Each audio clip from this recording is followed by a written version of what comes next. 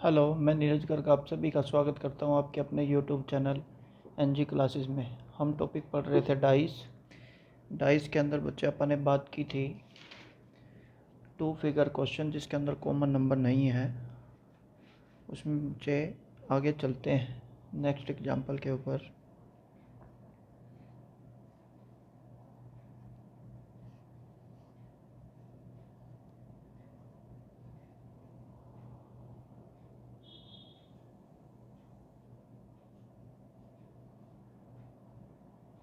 एक डाइस की दो विभिन्न सिचुएशंस हैं 1 2 6 3 4 5 और पूछा है 6 के अपोजिट डिजिट कौन सी आएगी। अब बच्चे देखो हम सबसे पहले इसमें आइडेंटिफाई करेंगे कि ये जनरल डाइस है कि स्टैंडर्ड। देखो एडजेसेंट का टोटल 7 हो गया, 6 और 1 7।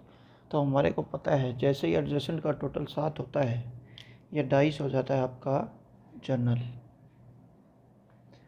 अब अगर जनरल डाइस है तो आपको कोई पता नहीं है कि एक के अपोजिट क्या नंबर होगा, तो हम इसमें सिंपल एक बात कहेंगे कि 6 के अपोजिट कुछ भी हो सकता है, मतलब 3 4 5 में से कुछ भी। तो लेकिन ये डिसाइडेड होता है बच्चों ऑप्शन। जैसे मान लेते हैं आपके पास ऑप्शन आए हुए हैं 1 2 3 4 C 2 5 D लिखा 1 3, या फिर ऑप्शन दे देगा बच्चे 3 4 5 D कैन नॉट डिटरमाइन।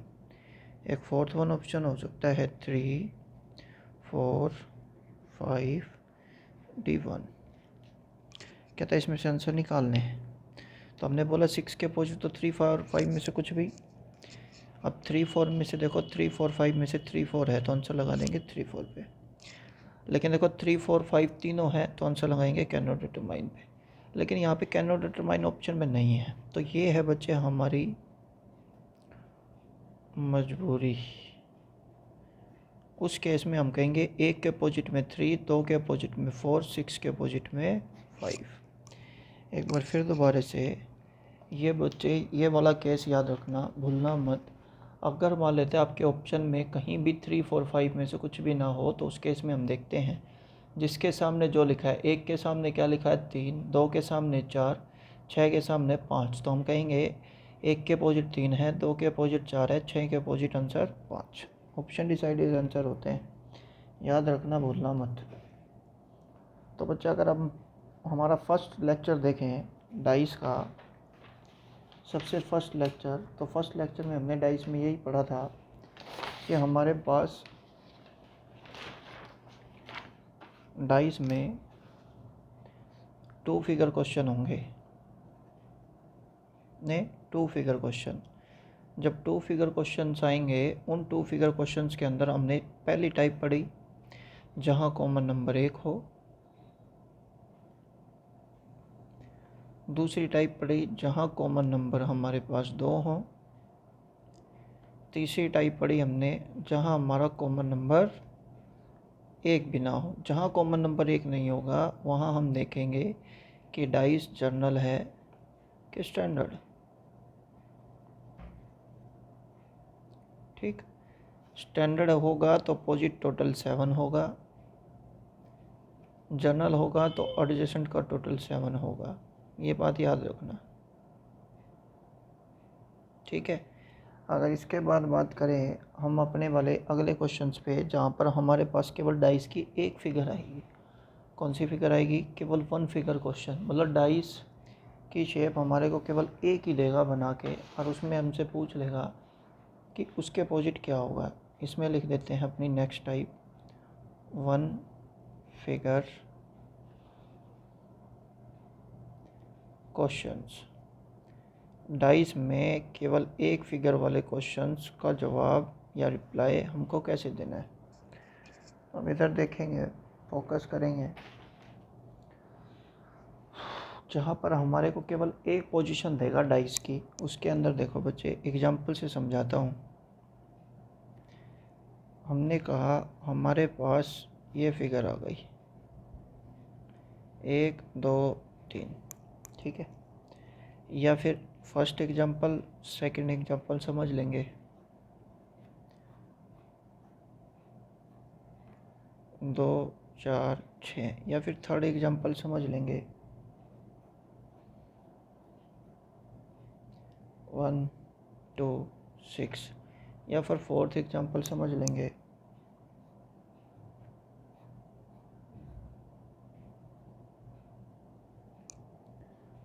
2 4 5, या फिर यहीं पे फिफ्थ एग्जांपल भी समझ लेंगे।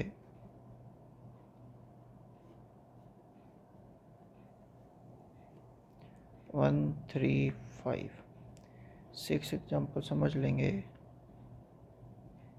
4 2 3। कोई भी नंबर दे देगा और कह देगा बताओ अपोजिट अंक में क्या होगा। बच्चे आपको एक बात समझनी है, वन फिगर क्वेश्चन में सबसे पहले चेक डाइस स्टैंडर्ड है या फिर जनरल। देखो एडजेसेंट का टोटल 7 तो नहीं है, तो डाइस कौन सा, स्टैंडर्ड। जैसे ही स्टैंडर्ड डाइस हो जाएगा, एक के अपोजिट में 6, 2 के अपोजिट में 5, 3 के अपोजिट में 4, अपोजिट टोटल 7 मिलेगा। देखो बच्चे किसी का टोटल 7 तो नहीं है, तो स्टैंडर्ड डाइस हो गया। पढ़ो 4 के अपोजिट 3, 2 के अपोजिट 5, 6 के अपोजिट 1। देखो टोटल 7 हो रहा है, बिल्कुल 6 + 1 7 हो रहा है, तो ये स्टैंडर्ड डाइस की जगह कौन सा डाइस हो गया, जनरल। जनरल डाइस होते ही एक के अपोजिट में 3 4 5 में से कुछ भी जो नहीं दिख रहे, 2 पे भी यही हो जाएंगे और 6 के अपोजिट भी यही हो जाएंगे, हमारे को नहीं पता। अगर मान लेते देखो यहाँ पे 5 और 2 7, तो डाइस कौन सा है, general.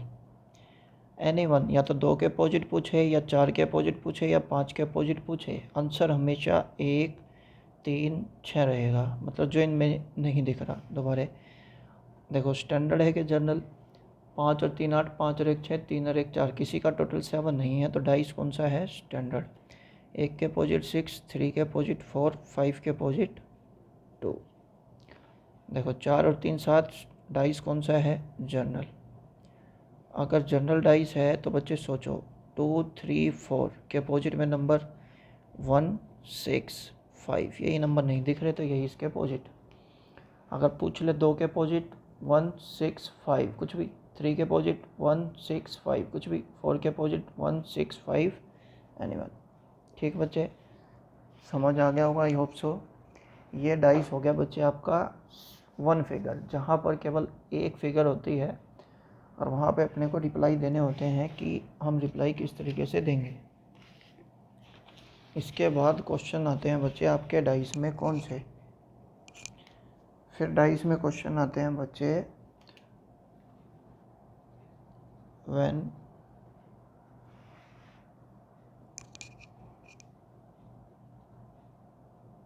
More than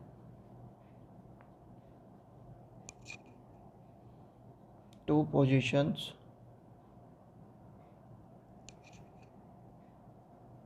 are given. जहाँ पर हमारे पास 2 पोजीशन गिवन होती है, मोर देन 2 पोजीशन से ज़्यादा गिवन होती है, तो बच्चे एक बात ज़रा ध्यान से समझते हैं। 2 से ज़्यादा पोजीशन गिवन होती है तो उस केस में अपने को आंसर निकालना है। तो मेरी बात सुनेंगे, हमने सबसे पहले पढ़ा था कॉमन नंबर 1। 2 फिगर में कॉमन नंबर 1 अपने पढ़ा था, यही है जो 100% एक्यूरेसी से आंसर देता है। तो बच्चे याद रखना, जब मोर देन 2 फिगर का क्वेश्चन आएगा, हम वो 2 डाइस उठाएंगे जिनके अंदर कॉमन नंबर 1 होगा। कोई भी 2 डाइस उठा लेना जिनके अंदर कॉमन नंबर कितना होगा, 1, और वहीं से आंसर देंगे। कैसे, देखो एग्जांपल के थ्रू समझाता हूँ आपको। एक ही डाइस की 3 डिफरेंट पोजीशन हैं जो आपको शो ऑफ करके मैं दिखा रहा हूँ।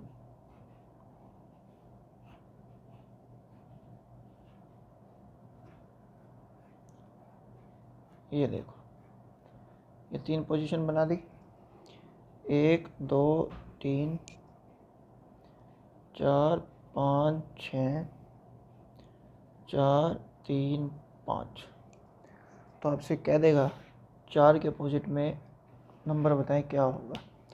बच्चे सोचना, थोड़ा समझना, देखते हैं, पढ़ना शुरू करते हैं। 1 2 3 4 5 6 में से कुछ कॉमन नहीं है तो ये 2 डाइस नहीं उठाएंगे। सबसे पहले कोशिश करना वो 2 डाइस उठाने की जिनमें कॉमन नंबर 1 आता हो। अब पहले के साथ अगर तीसरा उठा लो तो कॉमन नंबर आ रहा है बच्चे, देखो 3 आ रहा है कि नहीं आ रहा। तो हम क्या करते थे, 3 को सर्कल करते थे। यहाँ से 3 से क्लॉकवाइज 3 के बाद 1, 1 के बाद 2, यहाँ से 3 के बाद बच्चे क्लॉकवाइज 5, 5 के बाद 4, क्या नहीं दिख रहा 6, तो आंसर आ गया। हम कहते हैं 4 के अपोजिट आंसर क्या आएगा 2। That is my answer. हाँ क्या ना सर, हम दोनों ये नहीं उठा सकते? उठा लो बच्चे, लेकिन कॉमन नंबर 2 होंगे तो यहाँ से बच्चे एक्यूरेट आंसर नहीं आएगा। 100% एक्यूरेसी से आंसर चाहिए तो वो 2 डाइस की फिगर उठाओ जिनमें कॉमन नंबर कितना हो 1। तो इसी करके पहले के साथ तीसरे डाइस को उठाया और वहीं से हमने अपना आंसर को आइडेंटिफाई करके आंसर दे दिया। क्लियर है बात? सेकंड एग्जांपल से फिर समझाता हूँ आपको। यहाँ मैंने आपको डाइस की 4 पोजीशन बना के दे दी, 1 2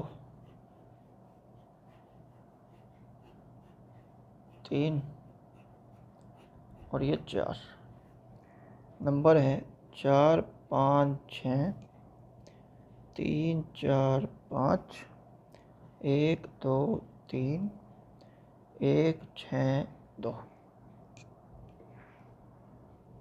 ठीक है, फिर वही आंसर निकालना है। आ जाओ, इन दोनों डाइस को उठा सकते हैं? रिप्लाई दें नहीं। रीज़न 4 और 5 कॉमन है तो पहले के साथ क्या तीसरा उठा सकते हैं? नहीं, कोई भी कॉमन नहीं है। पहले के साथ ये उठा सकते हैं? बिल्कुल उठा सकते हैं, क्योंकि 6 एक सिंगल नंबर है जो कॉमन है, तो हमने उठा लिया 6। ठीक, पहला 4th डाइस उठाया तो यहाँ से क्लॉकवाइज 6 के बाद क्या आ रहा है 4, 4 के बाद क्या आ रहा है 5, यहाँ से भी 6 के बाद क्लॉकवाइज में क्या आ रहा है 2, 2 के बाद क्या आ रहा है बच्चे 1, तो 6 के अपोजिट में क्या बोलेंगे 3। ठीक, 6 के अपोजिट 3, 4 के अपोजिट 2 और 5 के अपोजिट 1। अब कोई बच्चा कह सकता है कि सर ये दोनों उठाने ज़रूरी हैं? नहीं बच्चा, आप मेरी बात सुनना। अगर आपने दूसरा और तीसरा भी उठाया ना, देखो कॉमन नंबर 3 आ रहा है सर, तो 3 से शुरू करो। 3 के बाद क्या है 5, 5 के बाद क्या है 4, यहाँ से 3 के बाद क्या है बच्चे 1, 1 के बाद क्या है 2, तो 3 के अपोजिट क्या आएगा 6। देखो अभी भी सेम है, 3 के अपोजिट 6 है, 4 के अपोजिट 2 है और 5 के अपोजिट 1 है। तो कहने का मतलब क्या, आपको वो 2 डाइस उठाने हैं जिनमें कॉमन नंबर कितना हो 1 ही हो। एक बार फिर फोकस करते हैं।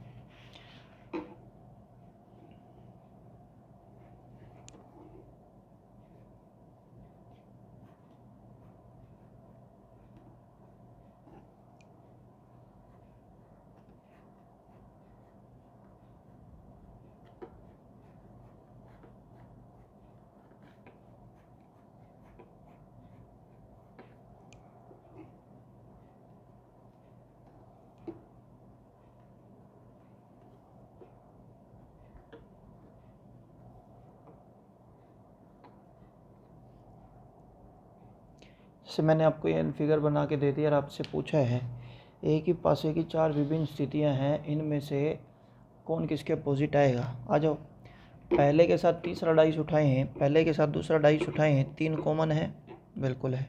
तो बच्चे आ जाओ, उठाने की कोशिश करो। 3 के बाद क्या लिखोगे 4, 4 के बाद 2, यहाँ से भी 3 के बाद क्या लिखोगे 5 के बाद क्या लिखोगे 6, तो 3 के अपोजिट क्या आ गया 1, तो आपका आंसर आ जाएगा। इन दोनों डाइस को उठा नहीं सकते, 3 और 5 2 कॉमन आ जाएंगे। इनको उठा नहीं सकते, 3 और 6 2 कॉमन आ जाएंगे। इनको उठा नहीं सकते तो 2 कॉमन आ जाएंगे। तो पहले के साथ दूसरा उठा के बच्चे अपन आंसर आइडेंटिफाई कर लिया। ये बात आपको समझ आनी चाहिए। अगर आपको समझ ना आए हो तो पूछ लो। अगर आपको लेक्चर बच्चे अच्छा लगे तो प्लीज़ लाइक शेयर, ज़्यादा से ज़्यादा शेयर करें, कमेंट करें, बताएं मेरे को लेक्चर कैसा लगा, कंटेंट आपको इस लेक्चर में जो मैं डिलीवर करता हूँ वो कैसा लगा, और ज़्यादा से ज़्यादा बच्चे इस लेक्चर को शेयर करें। थैंक यू, और लाइक का बटन दबाना मत भूलें।